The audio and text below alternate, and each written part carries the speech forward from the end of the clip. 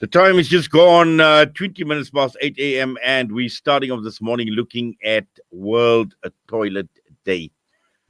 Now, when one looks at the world, or right across the entire world, 4.2 billion people in the world living without safely managed sanitation services. And many actually face forms of discrimination. So this is not just about a basic facility like not having a toilet. There is a lot more. And the key issue here at the end of the day is access to sanitation services, because a toilet is not just a toilet. It's a lifesaver, it's a dignity protector. And also at the same time, when one looks at people that don't have access to toilets, and it's a basic human right that is not being given to them. And that is the reason why we are commemorating World Toilet Days. And South Africa, no different. And this morning we're joined by Nontsikelelo Mpulo, Head of Communications at Section 27. Nontsikelelo, good morning to you and welcome to the show. Good morning, Inayet, and thank you for the opportunity to speak to your listeners.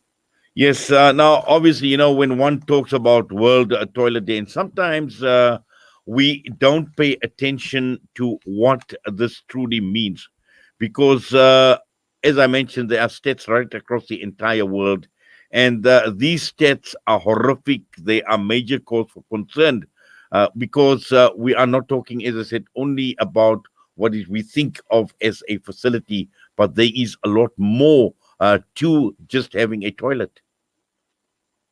That's correct. World Toilet Day is being commemorated by the United Nations to raise awareness around the safe and dignified sanitation. So for us, it's not just about a toilet. It's about the dignity of people to be able to live their lives in a way that all of us would want to. You'll remember for us in South Africa that the issue of toilets came up most poignant around the death of Michael Komape, who was a child who drowned in a pit toilet. And even though South Africa has made some strides in eradicating pit toilets in schools, it's a major problem. And that's why we wanted to highlight the fact that today is World Toilet Day. And the UN has linked it to climate change. As you say, it's not just about toilets, but also about how we are operating in the world and how we afford dignity to people. Yes, and I think the key issue here is we're looking at sustainable sanitation, because we and you mentioned dignified as well, because this definitely infringes on people's dignity, and sadly we've seen cases in South Africa, like the case of Michael Komape, who actually drowned in a pit toilet, and that is a very, very indignified way for a young little child to lose his life.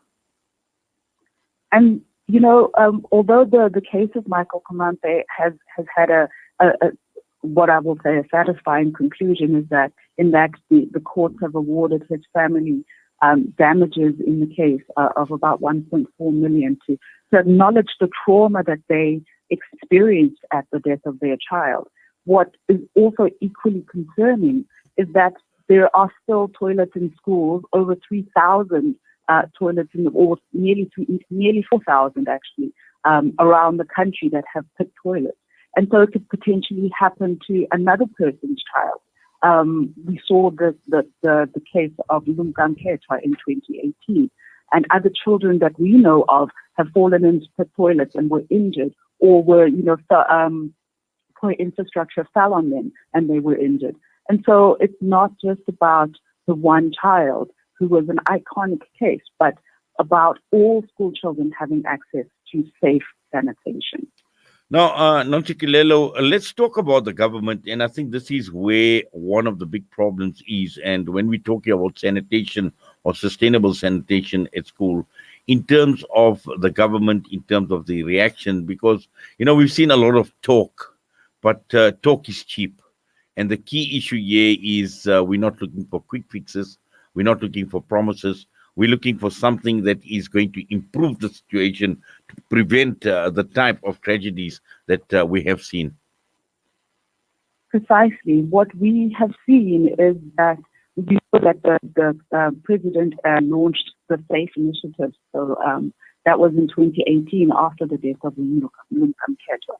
And this initiative was supposed to eradicate pit toilets. And there has been some progress made in that sense, in that there has been an implementing partner who's been appointed and there's been some toilets built. However, we saw, because of the COVID situation, nearly 2.2 billion rand cut from the education infrastructure grant, which is supposed to be fixing school infrastructure in general and put toilets in specifically. And so for me, that is the crux of the matter, is that we need to have a government that has the political will to be able to address the situation in a sustainable way. And that involves getting an audit of exactly how many toilets there are that need to be replaced, and then allocating the money to do so. We cannot be having cuts to the budget to fix infrastructure, school infrastructure. For us, we actually would want to see an increase in the budget for next year, and that's what we will be advocating for in February's budget. But at the moment, COVID has hamstrung the government. We understand.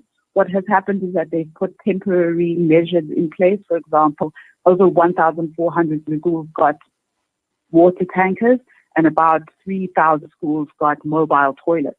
But these, again, are temporary solutions, and we're looking to the government to implement sustainable solutions in the long term.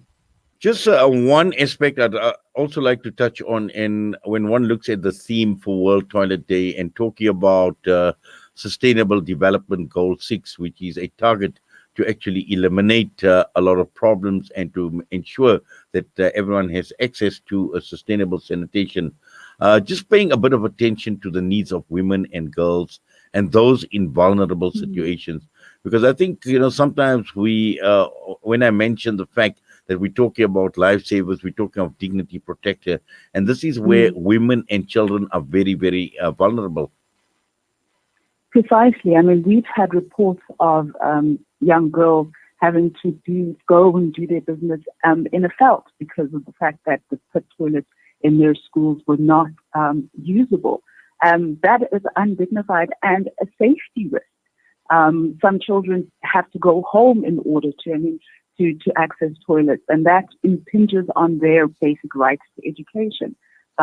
We have found that a young girl may miss up to a week of school per month when she's on her period, and that is, again, is an infringement on her rights to basic education. So young women and children are inordinately affected by the sanitation issues that exist in schools specifically.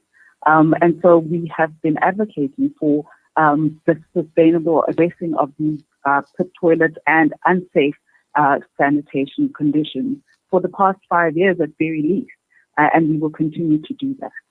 Yes. Now, also, and just finally, as you mentioned, as a result of COVID-19, it's obviously put a bit of a damper on a lot of issues that are needed or that require urgent attention.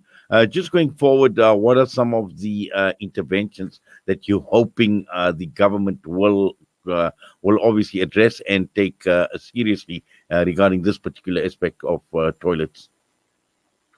So one of the sustainable solutions that have been put forward is borehole water. But, South Africa is a water-scarce country.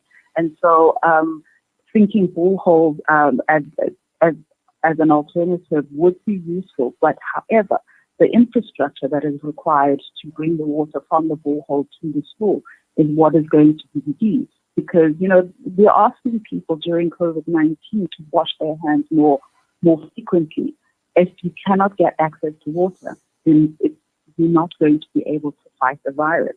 So we are asking the department to make sure that the infrastructure grant is used that it is given the additional funds that it requires, and that it is used in a sustainable way, in a way that will ensure that all schools have access to water and safe schools. Well, Nontsikelelo, thank you very much for that and for your time. Is always with us on Solar Media. We wish you all the best. Please take care. Thank you very much. Nontsikelelo Mpulo, Head of Communications at Section 27, this morning as we commemorate on this day, the 19th of November, World Toilet Day. They say breakfast is the most important meal of the day, yet many children go to school hungry because of poverty.